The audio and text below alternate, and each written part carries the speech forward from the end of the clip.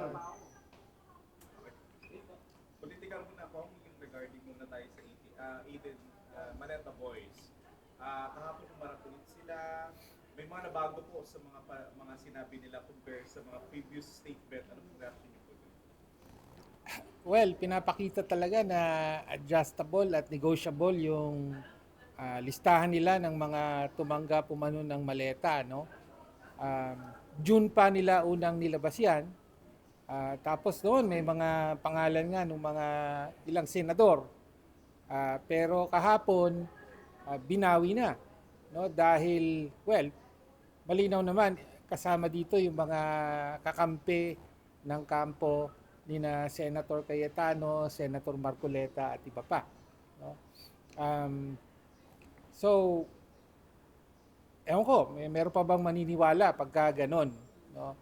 Um, Unfortunately, ang dapat talagang tuunan ng pansin ay yung testimonya mismo ni Zaldico.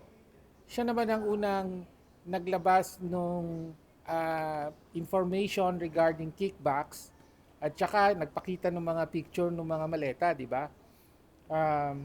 Tapos malinaw din yung ah, pinakamalaking isda na tinuro niya. Sabi niya, ang Pangulo mismo ang binigyan niya ng, sabi pa nga niya, 25 billion na kickback. No? Ngunit, wala.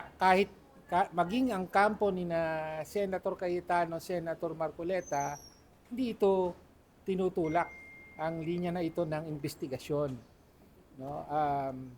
In the past, nagsabi na tayo na dapat ito ang tutukan.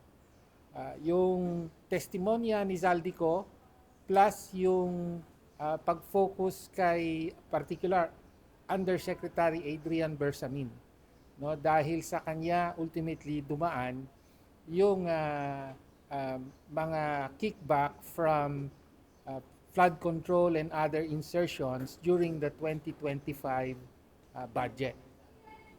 Kung you mentioned about Zaldico and he also mentioned before na merong nangyayaring papapadala ng mga maleta. So definitely we believe na meron ng mga kickback scheme na pinapadala through maleta.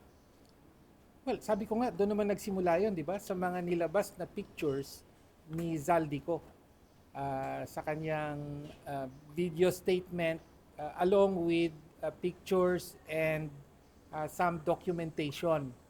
No? So ito ang dapat na tuunan ng pansin.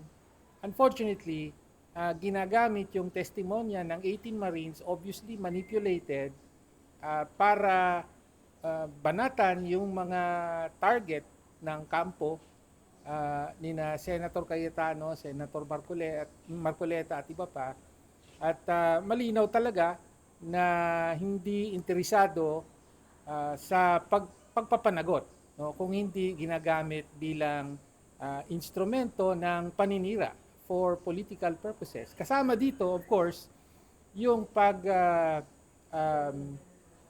yung tangka na i-discredit yung impeachment kay Vice President Sara Duterte. Kaya po sinasama dyan ang Bakabayan Black, no, dahil ang Bakabayan Black, lalo na nung nakaaraang kongreso, ang unang naglantad ng confidential funds, yung pagwalda sa confidential funds.